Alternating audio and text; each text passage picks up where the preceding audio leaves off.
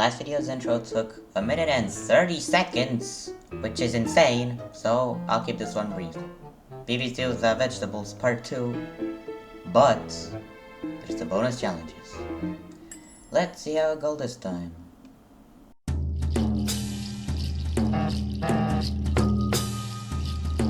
Day 1 of Frostbite Caves isn't too bad. It's just the standard intro for the gimmick of the world. Ice blocks. These are functionally just the gravestones from ancient Egypt, so nothing too bad, right?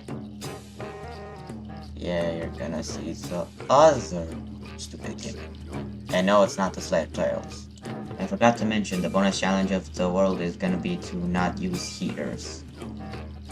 Day 2 introduces the ice winds, the other terrible gimmick I mentioned.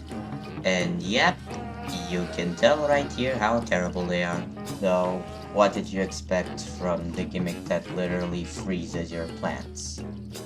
Day 3 is the Hurricane conveyor belt level. This one is not the worst. I mean, there are definitely way more terrible plants than to have in a conveyor belt Hurricane. However, that doesn't mean it's easy. In fact, it is actually annoying. But that's just conveyor belt levels for you. Here's me trying to beat this terribly RNG based level.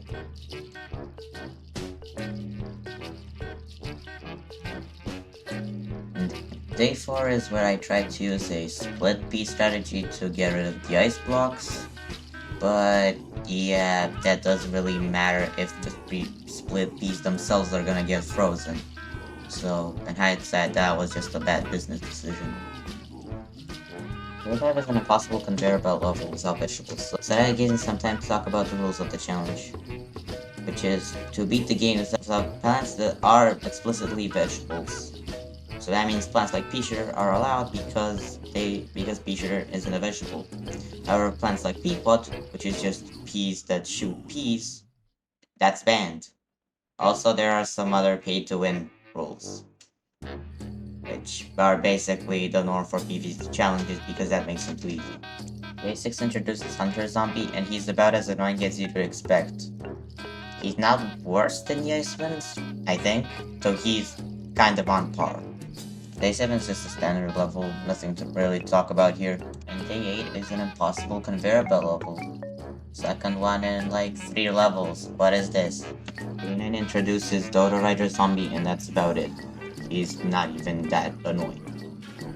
Day 10 was a conveyor belt level that surprisingly was possible, even without Char Guard.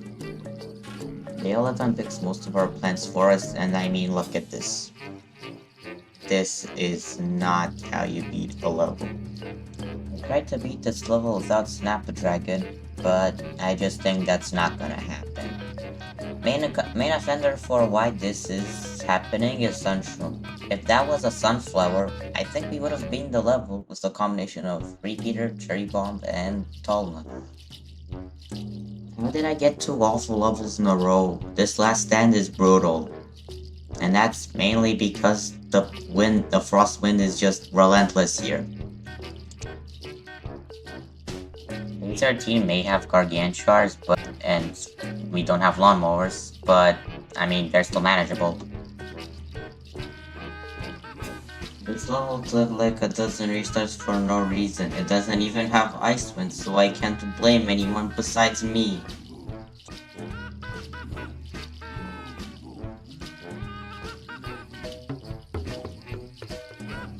Day 15 and Day 16 basically force us to use vegetables. Pepper Bolt in 15 and the Gargantua level in Day 16. All Day 17 really does is give a minor inconvenience and introduce Troglobite. I will never know how I beat Day 18 without Stunnion. Stunnion's one of the best plants in the game, bar none. Day 19 is definitely doable, but it's super annoying. And I think you can see why. Day 20 is just a standard level, and Day 21 is the Fire Bee tutorial. So we skip this one for a bonus challenge. Crocodile is an avocado, so we don't have to dig these.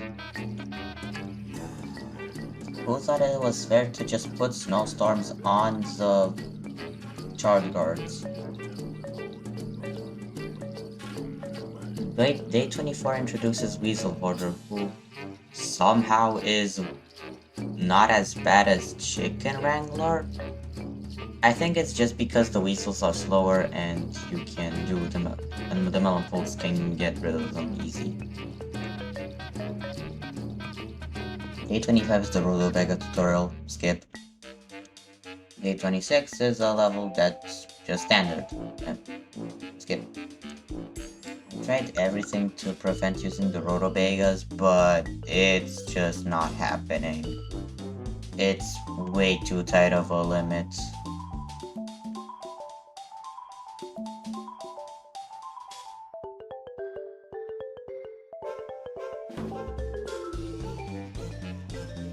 It is the last stand level, and just like the last one, it's hot garbage. We even had the same solution for Pete's sake. Why does this exist?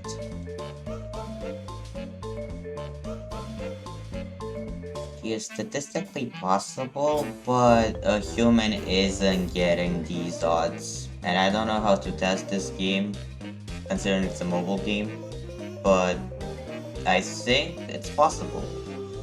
Even it's just repeaters, maybe. Maybe.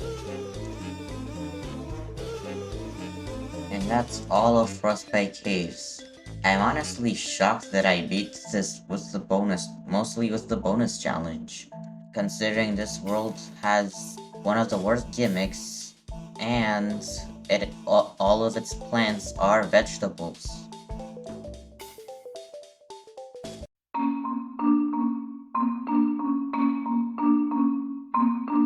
Considering the gold bars are basically just sunflowers x pumpkins, I decided, hey, why not beat this world without sunflowers? After all, it is a pretty hard challenge. If it was in any other world, that is. It's obvious that Red Stinger is a flower, I don't have to tell you that. What I also don't have to tell you is that these early levels are extremely easy, because this plant's broken.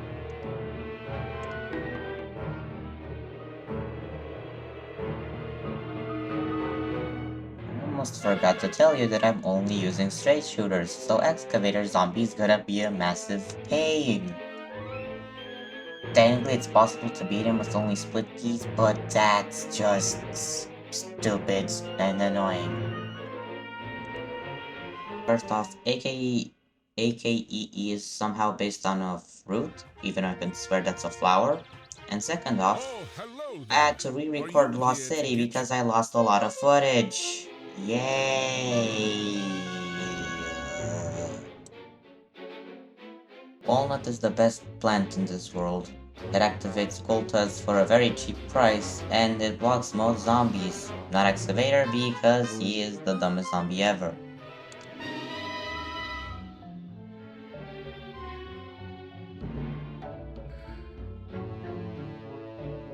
Splitly is just not a good counter. Since Excavator is so fast, he always gets follow-up.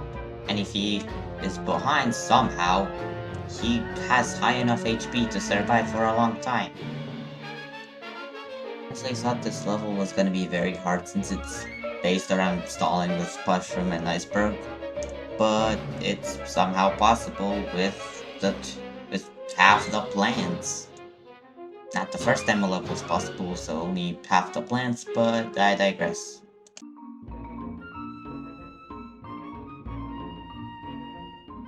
Sunshine players hate Endurian, but I'll take him for this challenge. Even though I'm a Sunshine player, since he is a fruit, and he's actually quite good. And as you'll see later, he can actually stop Excavator zombies if you plant him on top of him.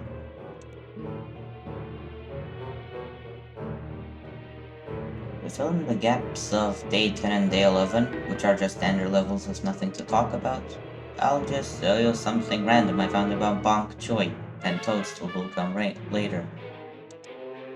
I'm only showing a bit of Day 12 because this level is actually semi-interesting, with the song goal and titles, and it also introduces the first Gargantuar. who surprisingly shows up twice. Thrice, I mean.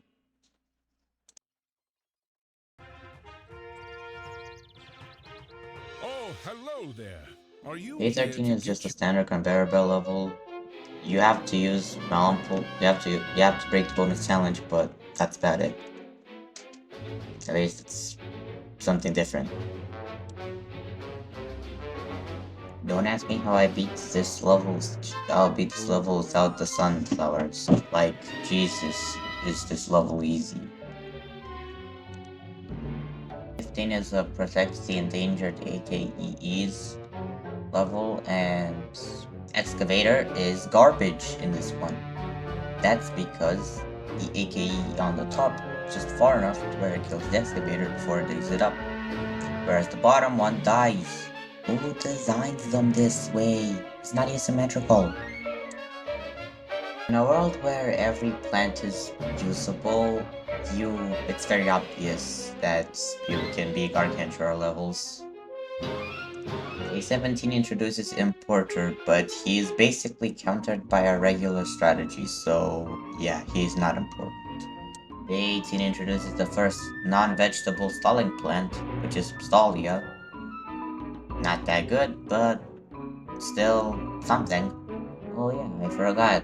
You can also plant it on the gold tile to basically get a free sunflower.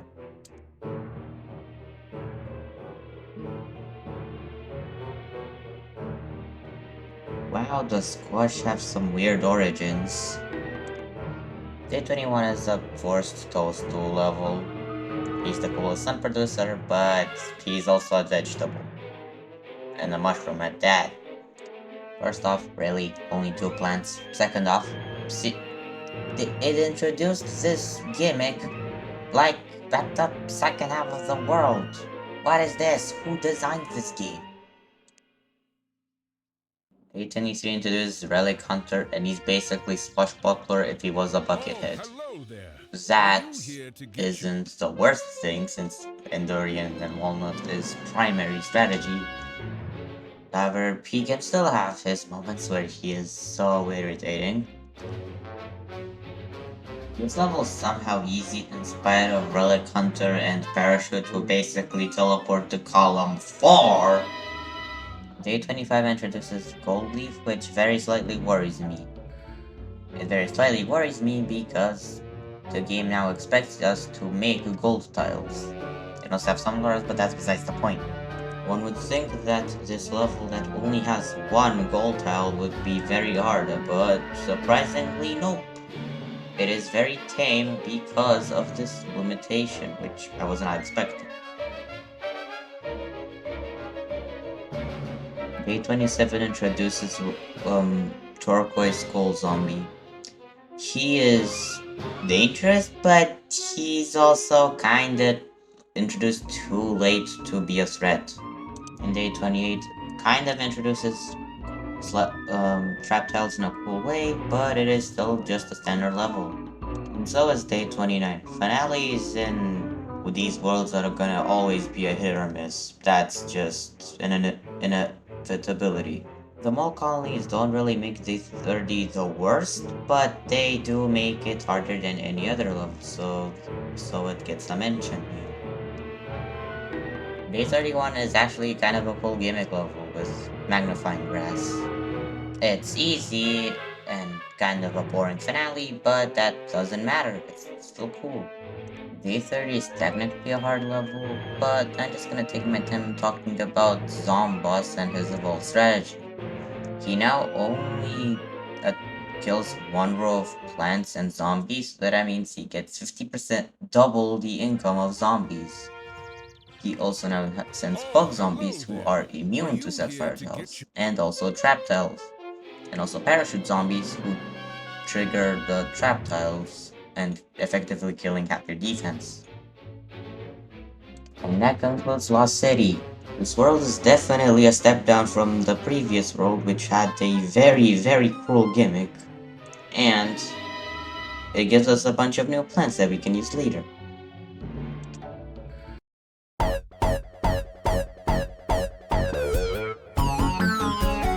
Since many people consider far future to be the easiest world in the game, I'll make the challenge very hard. Basically beating this world with only PvZ 1 plants, and completely removing plant food, which I'll be calling for short, beating the game like it's in PvZ 1. Way2 introduces shield zombies. They are not the worst mechs in the game, but they are for sure annoying as they counter literally every strategy possible since I can't use PvZ 2 plants, which somehow are the only ones to penetrate the shield. A3 is just more of the same, so I'll skip this level. Survive the Sun Bombs levels aren't the worst, but they really aren't that different from the main game, at least this is the strategy I'm using. They might actually be easier, which is not something you immediately think of. Day 5 introduces Robo Cones, who, thanks to Cherry Bomb and Wintermelon and 3 Peters, are actually manageable. Day 6 gives us the classic trio of Sunflower, Peach, and Walnuts, with the Blower to counter the Pot Swarms, who I don't think are even in this level. Like, what is this? Day 7 is just a standard level, nothing to talk about. Skip. We are not beating Day 8 with the bonus challenge, but we can beat it without it, because Laser Beam is kinda trash when you have Snapdragon. Don't plant more than X plants level, and it's very easy because our defense is compressed anyway. Nathan introduces Discotron 3000, who is not the worst zombie to fight against, but he has the coolest T, and you can't convince me otherwise.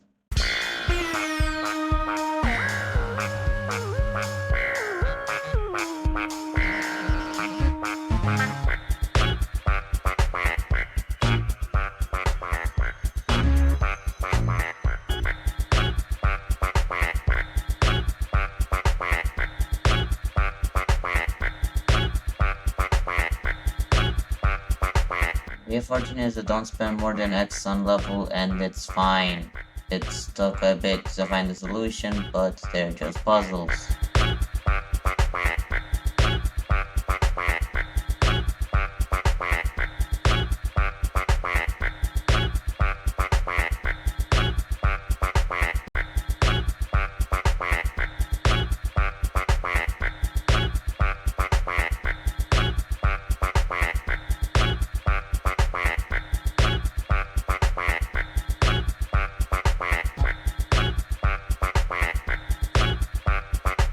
Day 17 is easy, but it does return the coolest plant in the game. Okay, not the coolest, but I mean it's the most interesting.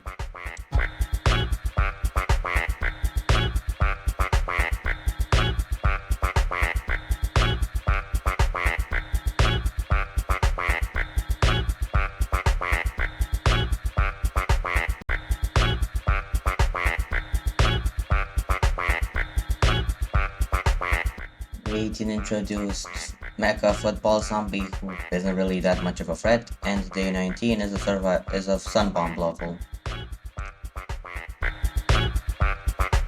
So Day 20 is impossible to the bonus challenge unless I use Squash, who kind of is a bonus challenge in a of itself because he is very, very broken. I mean, in the normal game, he's not as good as, say, Primal Potato Mine, but he is still very good for this challenge, because he basically replaces Potato Mine.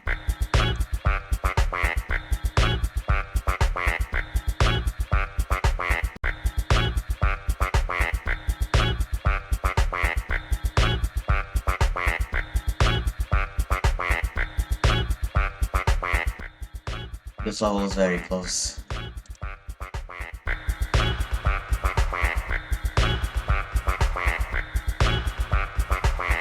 That's about it for Far Future. Definitely the easiest world in this challenge, mostly because it's the easiest world in the game. Almost every plant was usable. The challenge, at least for this world, should have been hard, but somehow it turned out fine. Let's go to Dark Ages.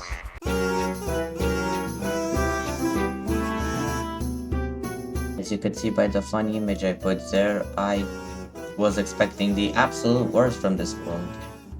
Especially since PvZ 1 was extremely easy and the night levels were honestly kinda close. Day 1 is PvZ 1, is basically on the par of PvZ 1, so nothing too hard there. Just like in the PvZ 1 video, I'm gonna miss using Puff-Shroom, he's my favorite plant in the game. And I'm also slightly gonna miss Sunshroom because Sunshroom is honestly not that much of an upgrade compared to Sunflower.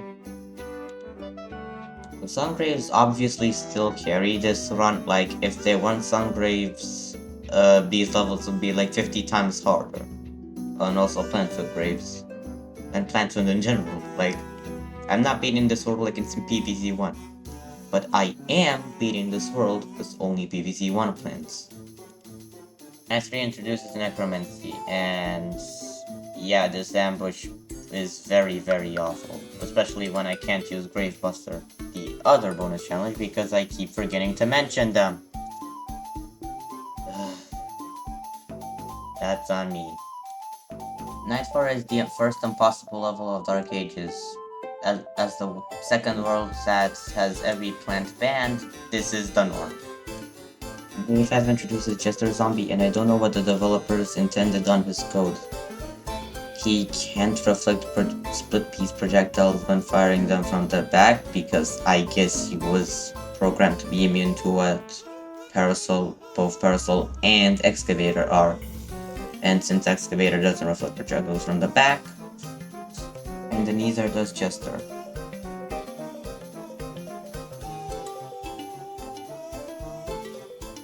Night 6 is the last stand level, and here I use the stupidest strategy known to man. Spike Rock plus Walnut. That's like, not only the most caveman strategy, it's also the most stupid strategy. Like, I know how it works, but how does this actually win?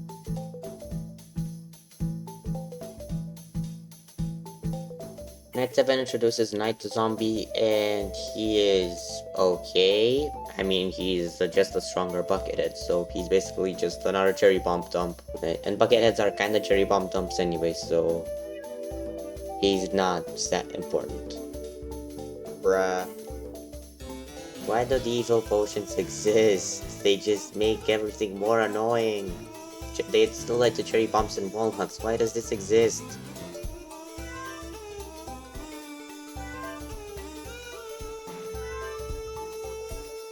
Every plant in this world is banned. I don't need to tell you that Wizard Zombie is annoying. That's just Wizard Zombie 101 for you. And he doesn't make anything better in this challenge. Like, he's not worse, but he's also not better. Actually, wait, you can't easily bait him anymore, and you don't have piercing plants, so there's that. This level may be impossible, but it's a full gimmick level. First off, rally 2 levels in a row impossible. Second off, Peanut in the same world as Jester. Who designs this game? How many times have I asked this? Why is this even a gimmick level? It's not even that interesting. Like, it's just Sunbeam and Gravebuster. Who allowed this? Caveman strategy beats day 15.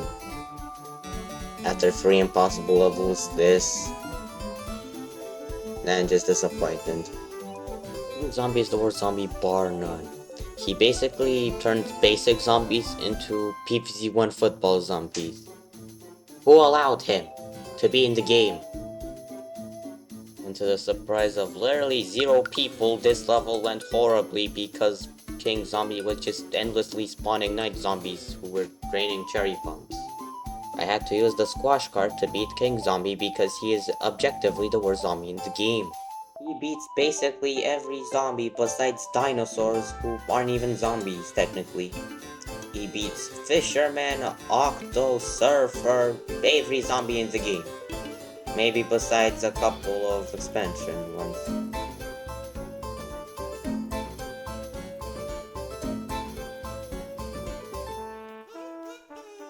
Since I know day 20 would be impossible, I just went to premium setup and completely ruined the zombies.